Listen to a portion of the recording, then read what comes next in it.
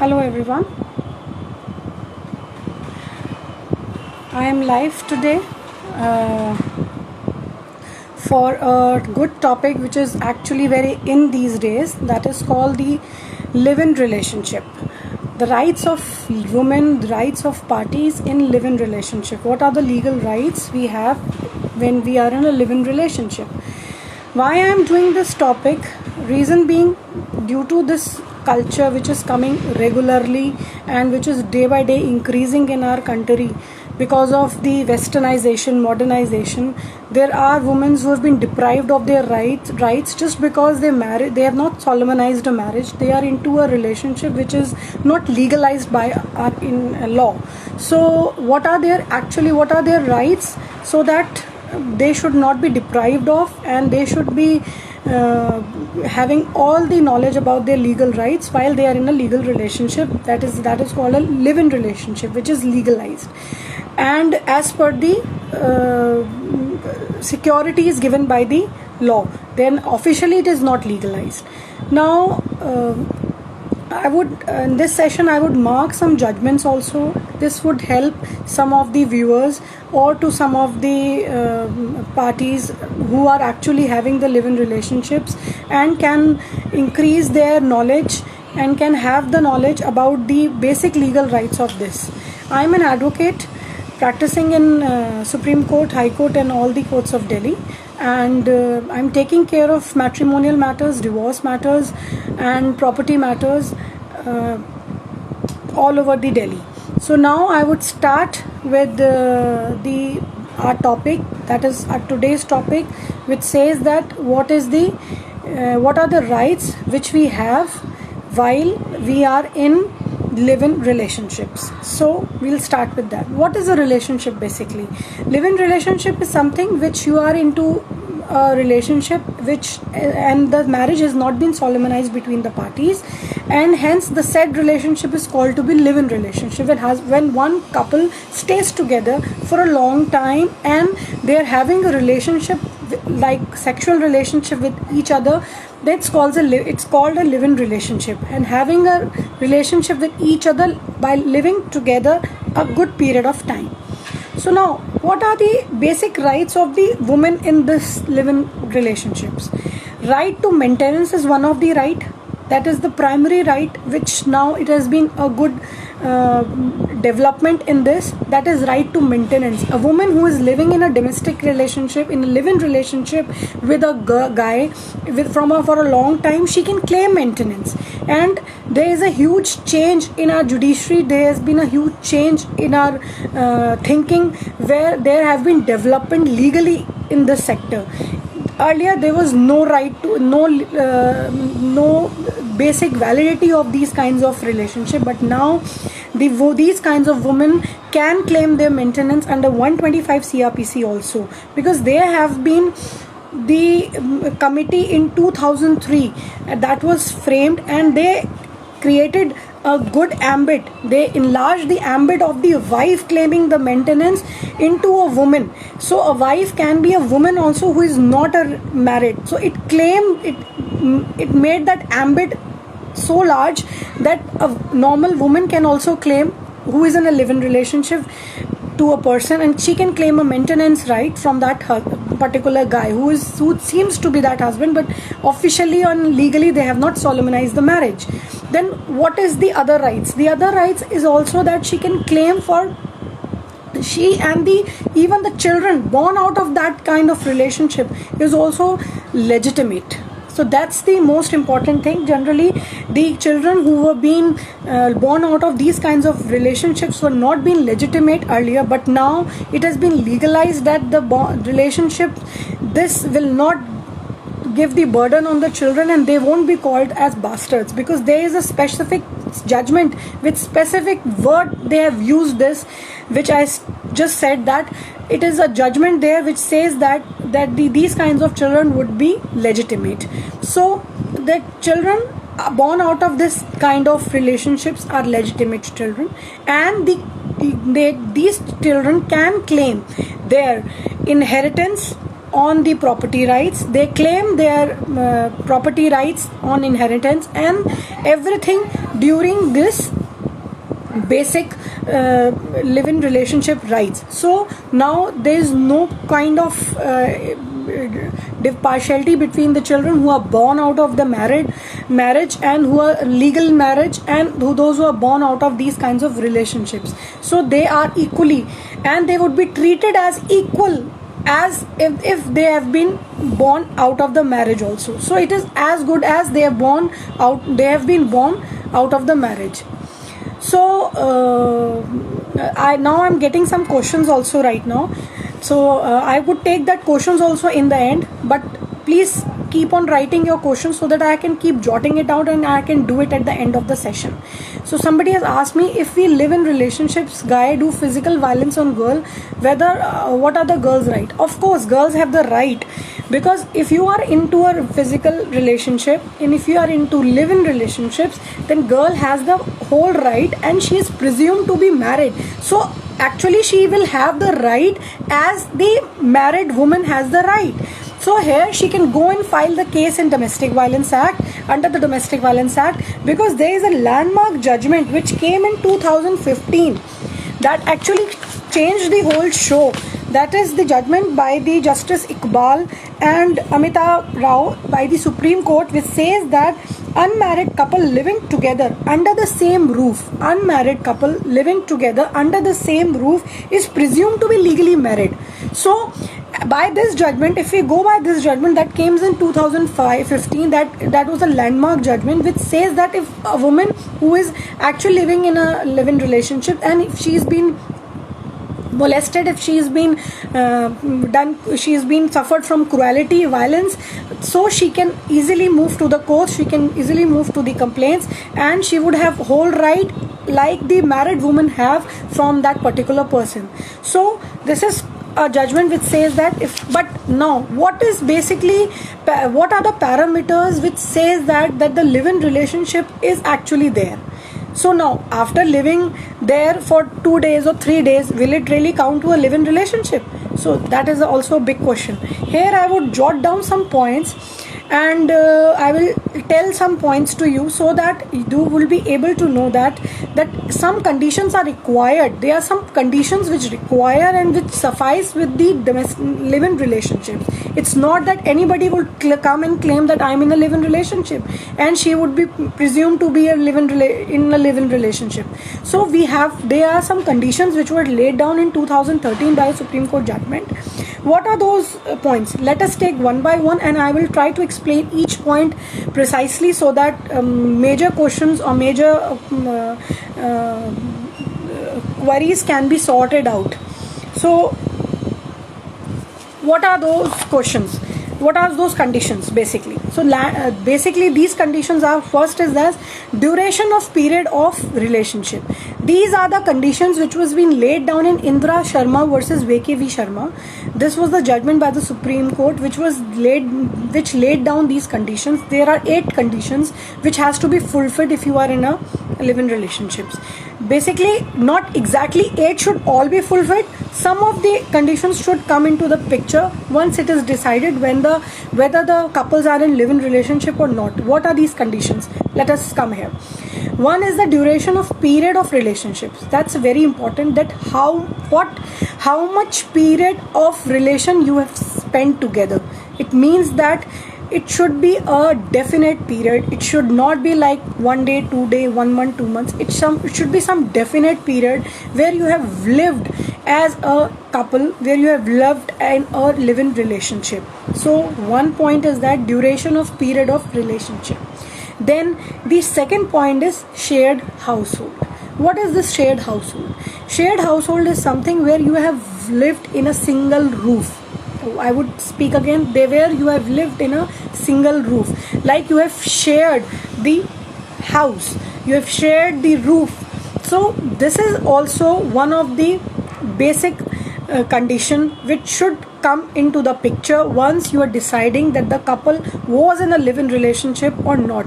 Because first we have to decide that whether the live-in relationship is there or not, because if it is there, then only the rights will come, then only the rights of the woman, the rights of the children will come out of the picture. Because first we have to determine whether the couple were in the live-in relationship or not, because these actually is a basic thing. Because nowadays with the increase of these kinds of cases, there are the otherwise vice versa problems are also coming. Like generally there have been false complaints against the boys, there have been false complaints against the men in the society. So that is why there have been some conditions which have been laid down, which have to be cleared by that relationship.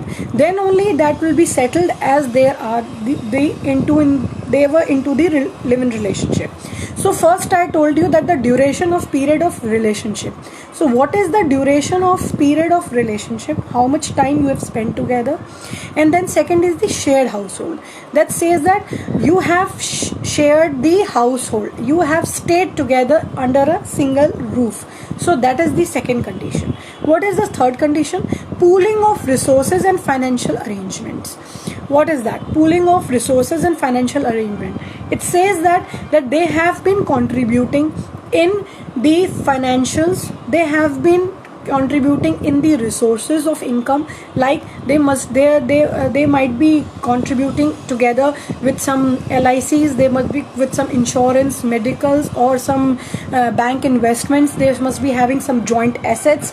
So these are some conditions, these are some points which actually come and which really which gives the picture of the particular concept that the couples were in a relationship. That is why they were sharing not only the relationship of physicality, sexuality, but also they were having the sharing of their financial arrangements.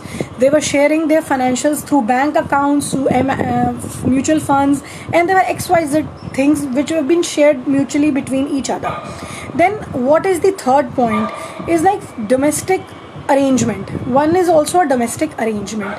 What is that? Basically that the couple were having the arrangement which were they were sharing the domestic arrangement.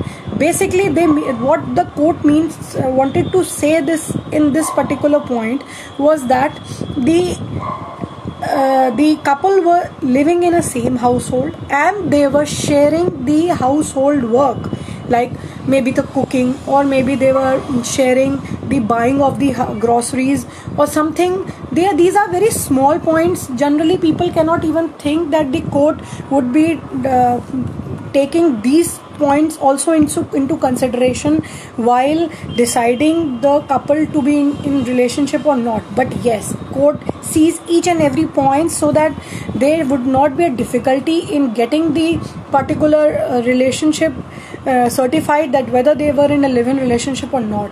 So then is a domestic arrangement, that the couple should be having an arrangement of their domestic household between each other. They were having that particular sharing of their financials, domestic and other pooling of resources.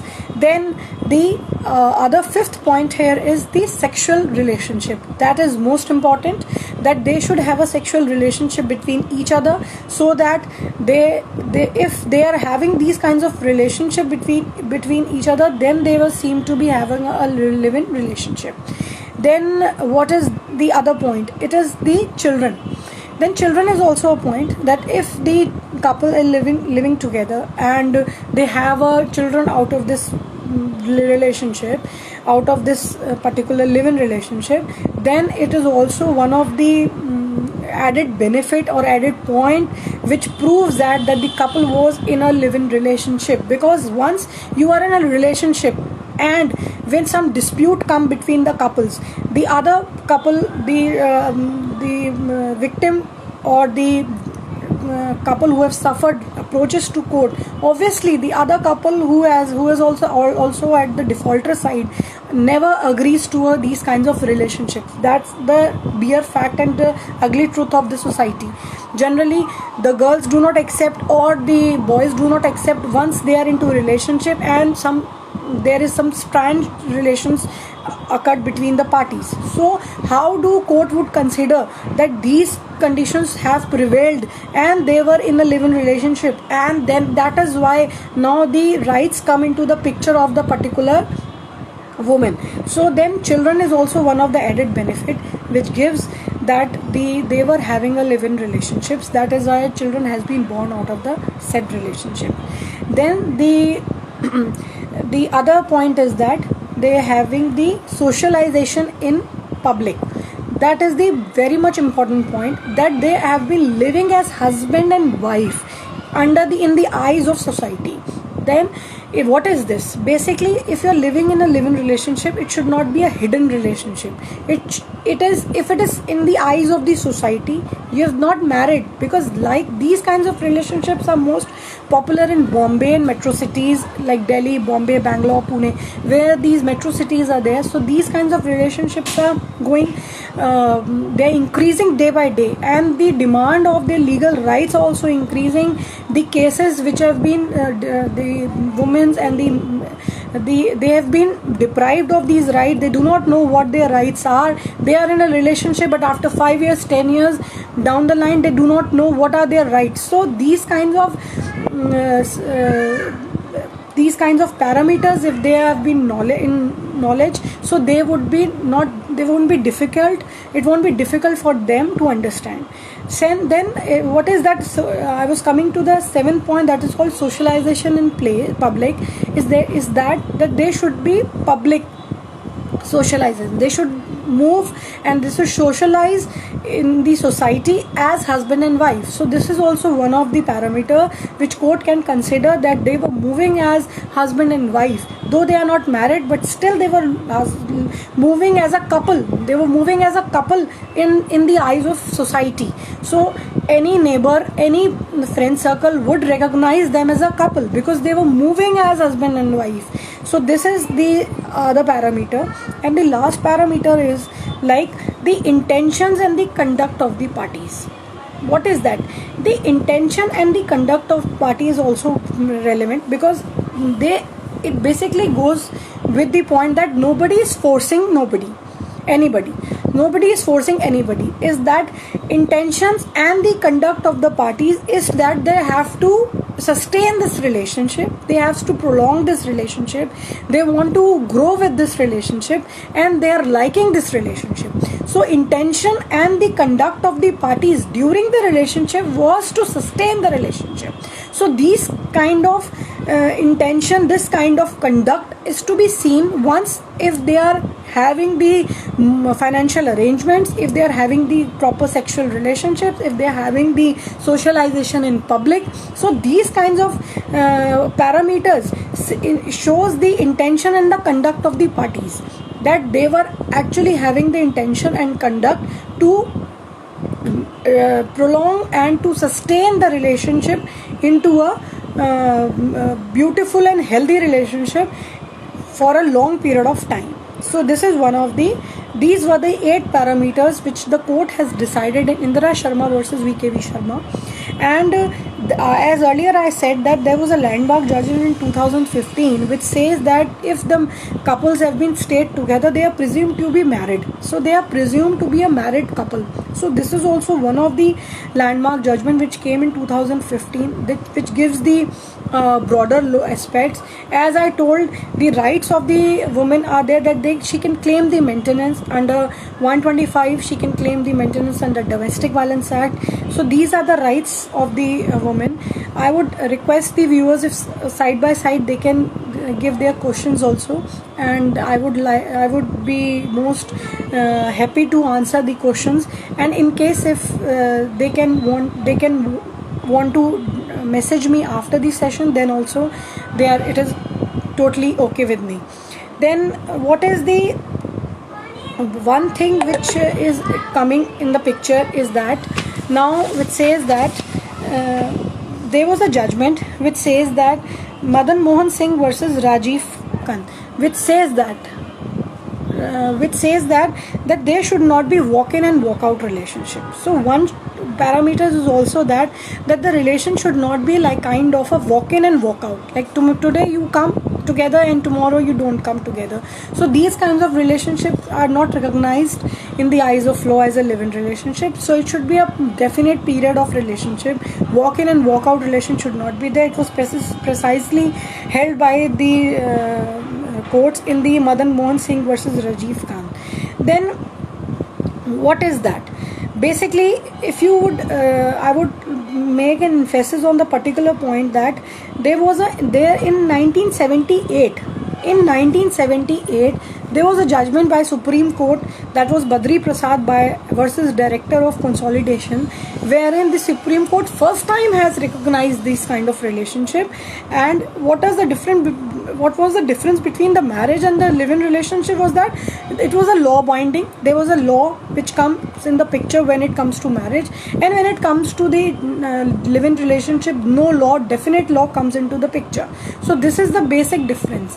And now after these rights of women, there is a right for the children also, is that children all born out of these kinds of relationship also have full right on the property, on the ancestral property of the partners, irrespective of the status of the marriage between the parties, whether they be married or not. But the children born out of the said relationship would presume to be a legal children, and they would have full right in the capacity if they would have been married, if they would have been born out of the married wedlock also. So these are the points which I wanted to convey in my live session about the live-in relationship, because these kinds of relationship has been increasing day by day. There have been a phenomenal growth. There have been a tremendous growth in these kinds of relationship in the metro cities. So I have been given, and I have been sorry, it was paused for a minute. It was basically I have been it was so much inquiries were being generated during this practice, during these couple of months back, regarding the live-in relationship. So it was always in my picture to come up with this kind of a session, wherein I would try to explain some of the rights. I would try to jot down some of the points which the women have during the live-in relationships, the rights living and the children during these kinds of live-in relationships. So I would try to come up with some other topic very soon, and in case if somebody's have some question, they can ask me during the running session, as I would try to consolidate and I would try to close the session another 5 minutes. And in case if somebody wants to ask me later, then I am also okay with that. Like somebody asked me that what is basically the rights of the woman if she has been physically abused. So I told that if the lady has been physically abused during the live-in relationship, she can definitely approach the court, and she can definitely approach the police, so that because she would presume to be married as per the judgment of Supreme Court 15 sorry, that was a landmark judgment. So I think I would close the session now. Thank you all the viewers who've joined that. I hope this session would have given some of the information as I would, and if something gets wrong or error, then I would try to rectify every time more and more with more and more subject. Thank you for joining and making the session a good and a successful one. Thank you so much.